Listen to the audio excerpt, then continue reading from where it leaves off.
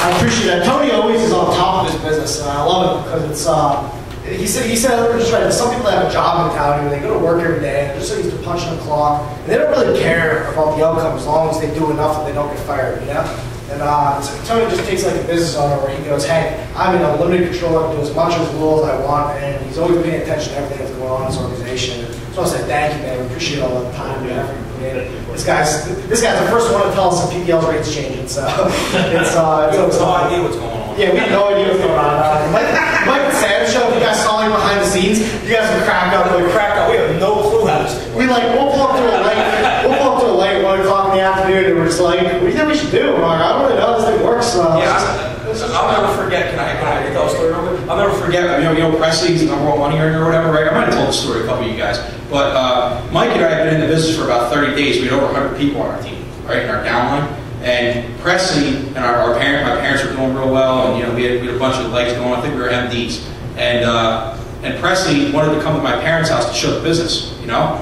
And so he comes to my parents' house. There's always people there, 60, 65 people in their house. I mean, it was packed. And everybody's socializing and stuff, and he comes up to Mike and I, and he says, you know, hey guys, how are we showing? He was like whispering to us, how are we going to show the plan tonight?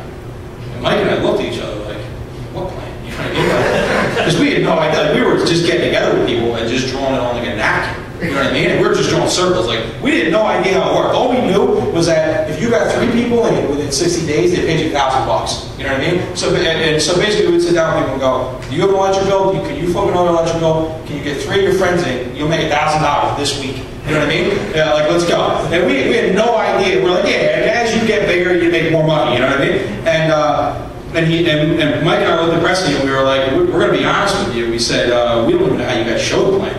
You know what I mean? And he was like, you guys have 100 people in here. What have you been doing? And we're like, oh, we've been making it up as we go home. You know what I mean? That's a testament. It doesn't matter. You know what I mean? Vinny gets in this thing. You've been in this thing for what, 7 days? 6 days? Yeah. Well, he asked us to come to Panera Bread today because he had some guys that he wanted us to show the plan to. So we're like, all right, you know, we've done this many times for our new people, you know what I mean? And Mike and I show up, and we sit down with these guys at the table, and Vince just started talking. He just like starts going into it. He's like, all right, guys, so here's what we're going to do, blah, blah, blah, blah, blah. And he's like, he basically sponsored the dude right in front of him. We didn't say one word. You know what I mean? I mean, honestly, it's not a big deal. You don't really have to, really get tied up in the details. You just got to talk. I'll tell you what, the person that shows one perfect plan is going to lose versus the guy that shows 100 imperfect plans. You know what I mean? It's the person that shows it the most is going to win. You can show 100 times and say the wrong thing and sponsor more people than one guy that says everything perfectly. You know what I mean? So that's all I have to say. Yeah. That's it? Yeah, that's it. Sure. So anyways, I don't remember what I was saying. What was I saying? We make it up. Oh yeah. So we got it's not like a Sam show. It's a ride. But I'll be honest with you. I don't know how you guys feel, but we just got to a point where we were just so sick and tired of corporate America. Like, I don't know if you guys ever feel this. You guys, some of you guys made cooler jobs than we had. Literally, we'd be in like an office. I used to sit at a desk in front of a computer, and I worked for some computer company. I didn't really do anything, but they paid me. But I'd sit there for 8 hours, and I just look up, and it was like fluorescent lights, the air conditioning blowing on you all day. And like I used to get so tired just from sitting there that I used to crawl under my desk, and I found a sweet spot where I could sleep, and the people walking by my cube couldn't see me. You know, it's not like curl up, and it was not ridiculous, but that's how boring my job was. Yeah, I did that. I know another guy used to fall asleep in the bathroom with his head on the toilet paper thing. But when you work for a job, you just don't care. Like it's someone else's dream. That's what people don't get. Like Michael Thorne was talking this last week. I don't know if you guys caught this. It almost sounds kind of hokey. But when a business owner starts a business, they have a dream for that business. They have a vision, a goal on where it wants to be. If it's a person opening a club, they have a dream of having thousands of people and having rock stars coming in, superstars, and lines up the door and publicity. If you're opening a deli, you're thinking about newspaper articles going, this is the best food in town. And every business owner has this dream, this vision for the business they're putting together, maybe the money they're going to make. But employees don't have that. Employees work for the business owner's dream. You know, and I don't want to say that in a bad way, because when I needed a job really badly, it was great getting paid a week or 2 weeks later, because I needed money then. But the great thing about a business like this is it's not Mike and Sam's dream, it's not Presley's dream, it's not Rob Snyder's dream, it's your dream. You can do whatever with this business you want. Literally, if your goal is to create a little extra breathing room in the month, an extra $200, $300, $400 where the bills aren't so tight. You can do that in this business. If your goal is, let's say your wife is pregnant and she's having a kid, you're going, hey, I don't want her to go back to work, I'd rather watch my kids. You can retire your wife in this business, make enough money where maybe you don't need her income anymore because you're making enough in your part-time business. Maybe your goal was to travel the world hey, instead of playing golf at the local country club, your goal was to take out a magazine and check out the top 100 golf courses in the world and go play every single one of them all across the world because you have all the money and you have all the time to do it. And whatever your dream is to you, it has to be important to you. It really has to be deep inside you, because I believe when you go out there, you're really not by yourself. You're showing a business plan to people, or you're calling people and you're going, hey, let's have a business deal run by you. And every so often you'll have that one, like, everyone has that negative guy that goes, oh, I've seen that 100 times, that'll never work. I think that's a pyramid. And you're just looking at it and you're like, what is this, guess the shape? I mean, my 2-year-old can say, guess the shape. First of all, it's not a pyramid, it's a triangle. Pyramids are 4-dimensional, and pyramids have a square base. So it doesn't even make sense. It's a triangle. It's a triangle business. They don't get that. They don't get that. But seriously, you come across that one guy, and here you are, you're like, oh man, I can make all this money, maybe I can do this, maybe I can do that. And literally you'll talk to a person, a friend, or a family member, and they'll just deflate you. And all of a sudden you're like, man, maybe this isn't a good idea, maybe this isn't a good business. And I'll tell you that when you care about what you want enough in life, you'll realize that your friends aren't going to pay your bills. Your friends aren't going to be like, oh man, your wife's pregnant, I'm going to give you some money so she's not going to work anymore. That's not going to happen in your life. Maybe you have cooler friends than I do, but my friends didn't do anything to help my lifestyle. They were fun when I had nothing to do and I wanted to go grab a drink, I could go hang out with some people, but they never paid my bills, so I never cared what my friends thought about this business. And Sam and I talked to people when we first got in that didn't get in business with us. They said, hey, I don't know, that doesn't, I don't know if that'll work, and they had some negative. We just didn't care. We knew that we didn't want jobs so badly that we didn't care what it would take, how many people we had to show this thing to. And to be honest with you, usually the person right after the negative guy is always the really excited guy. But if you stop with the negative guy, you never would have got to the excited guy. And it's almost like you're being tested every day of your life. Like you're going out, you're doing some work, It's almost like you hit a wall just to see if you're tough enough to climb over the wall. You know what I mean? And I can't tell you, people will go to work every day, and it's almost like they have, let's say that piece of drywall right there, and I go up that drywall and I go, hey Sam, you can walk through that drywall if you just get through it, try to break through it. And so Sam walks up to this piece of drywall and he goes, all right, I gotta get through this wall and I'll get everything I wanted in life. And let's say he starts banging his head against it. And he goes, I'm getting through this thing, I'm gonna break this drywall, I got a hard head. And he was pretty hard-headed. And he's hitting that thing, and the wall ain't breaking. That drywall's tough. He's hitting that thing for 3 days. And I come back to him, I go, hey Sam, how you feeling? He goes, pretty crappy. My head really hurts, I got a real bad headache. And I go, how you doing get through that wall? He goes, I don't know if I get to the other side anymore. And I go, hey, listen Sam, it's okay, I understand. Come walk over here with me. I walk him down. I go, hey, listen, look, over here, this part of the wall, there's this thing. I don't know if you've ever seen it. It's square, it's rectangular. It's about 8 by 10, or 4 feet by 10 feet. It's called a door. Hey, let me show you. You can open this, and you can walk right through, and you can get to the other side. Well, if Sam's never seen a wall before, he goes, that's pretty good idea. Get right to the other side. But if he's been banging his head against the wall for 2-3 days, he's gonna go, no way, too good to be true. It can't be that easy. I got blisters in my head. I'm bleeding. I was looking at that door. That's a phony door. That's gonna trick me. I'm gonna lose my shirt walking through that door. That's how people in this business are when you go and you talk to them. They've been working a job for 20 years and you go, hey, listen, there's an opportunity in 6 to 12 months and 18 months. You can make enough money, you don't need that job anymore.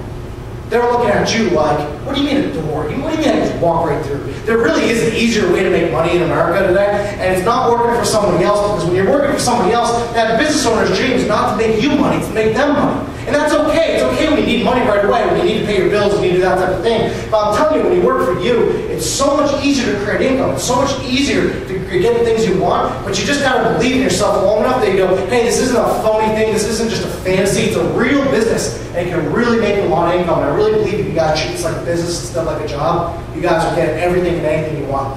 So I'm going to pass the microphone to Sam. Yeah, give him a hand. Hey, just to let you know, I would take the quick, all right? I'm not that stupid. Anyway, you guys have any idea what type of income's involved in this? When it's the type of income. It's not the amount of money you can make, although there is a lot of money to be made. This guy Presley, he made $12, $13 million in the past 5 years down in Texas. You know, Logan Stout, he was 25 years old, made $60,000 his fourth month of business. Yeah, you guys realize there's a lot of money to be made. Greg McCord makes close to $50,000 a month just off his director business. Forget about his MD, SD, and ED bit. Just off his director business, making close to $50,000 a month of residual. You guys have any idea? Like, there's a lot of money to be made, but that's not what I want to talk to you about. I want to talk about the type of money that's out there. You know, when I first got involved, I understood the whole residual thing. I understood, you know, you build this up, you get paid every time people pay electric bills, all that kind of stuff. But I didn't really see it. You know, you look at it, you have 3 people on your team, or you have nobody on your team. You know, you're logged into your power center, you're looking at your downline, there's one guy under you. There's nobody under you, you know? I remember, you know, you get that first guy and it's almost like the monkey's off your back, you know? And you can't see that type of money yet, you know? And you think, you know, if it's going to take person after person after person after person after person to get there, I'm never going to get there, you know? But don't you guys understand, this business is completely exponential. You know, I remember watching something on YouTube. I was Googling motivational speakers talking about like network marketing businesses and how they grow and the type of income that's involved. You know, Robert Kiyosaki has done several talks on network marketing, why it's the best business opportunity out there in America. You know, Donald Trump and Robert Kiyosaki wrote a book a few years ago called Why We Want You to Be Rich, and there's a whole chapter on network marketing. And I was watching this video on YouTube, and they had a stadium full, maybe like 50,000 people, right? And they were talking about how network marketing grows. And what they did was they gave everybody in the stadium, they were walking into the stadium like one of those candles. You know when you go like an Easter vigil, you get the candle at church? You know what I'm saying? Like with the little like frame around it. They gave everybody in the stadium, they handed everybody in the stadium a candle when they went in. And they had the guy that got involved in the beginning, the guy that was on the top, the guy that everybody in the stadium was on his team, right? And everybody looks at this guy like, hey, he's making millions of dollars, almost like a president type guy, you know? You look at him like, how could I ever get there? And the guy was giving his whole talk on stage about how he was just an average guy. Oh, he said, the key to this business is 2 words, good people. That's it. He said, my entire business, 50,000 people, are a result of 10 people. I can name 10 people, I can count them on both hands, that gave me 50,000 people in my downline. There are 10 people that got involved that were good people that turned into all these people. It's funny because we can look back on our business and we, you know, the amount of people we have in our downline are a result of maybe 2 or 3 people. You know, it really is. The name of the game is good people. And when they experiment or whatever you want to call it, and he's trying to show people how anybody can get that many people on their team. And what he did was, they turned all the lights out in the stadium, and turned all the house lights off. And he lit his candle on stage. He had the 10 guys that he originally got in, the 10 people that were his top people, right in front of the stage, standing down on the ground, right? And he said, you know, this whole room started with me. I saw the business, I got started. And he lit his candle. And he said, you know, I talked to this guy, I didn't want to get in. I talked to my next door neighbor, he didn't want to get in. My dad gave me crap. But then I found this guy, you know, whoever, my cousin Billy, you know, he thought this was a good idea. And he lit his candle. Billy got it. And I talked to this guy, and I found this guy. Found this guy, found this guy. 6 months later, I found this guy. You know, 2 months later, I found this guy. A day later, I found this guy. He lit all 10 guys' candles. So you're watching this, and they had the camera like back in the back of the stage. You're showing from stage, and you see like this little, you know, a couple candles lit in the front. And what he had is he had everybody turn around and light like 3 other people's candles. And all of a sudden, you see like from the beginning of the stage, you see like this, you see all this glow of all these candles starting to be lit. And it's like it's slowly growing. You know, before you know it, there's 30 people, and there's 60 people, and all these candles start getting lit throughout the stadium. Before you know it, the entire first half of the stadium is all lit. And by the time it gets the same amount of time it took for it to get like to halfway through the stadium, it took a while for it to get there. The whole rest of the stadium lit. And there was like 50,000 people. It's pretty cool, like, to show you that this is exponential. This isn't just you. You understand that if you have 10 people on your team that are putting 5 hours worth of work into this business a week, and you're putting 5 hours worth of work into this business a week, that's 50 hours worth of work that are going towards your business, right? You have 1,000 people, and everybody's putting 1 hour worth of work a week, and you're putting 1 hour worth a week. That's 1,000 hours worth a week. You understand? Worth of work every single week that's being put towards your business. This is an exponential business. Yeah, it might be slow in the beginning. It might take, you know, it's like you have to pack the snowball first before you can start rolling down the mountain. But once you get it going, it's going to get bigger and bigger and bigger. It's like getting a boulder rolling, right? It's like inertia. What you guys are scientists. What's inertia? Objects that are in motion tend to stay in motion. Objects that are at rest tend to stay at rest, right?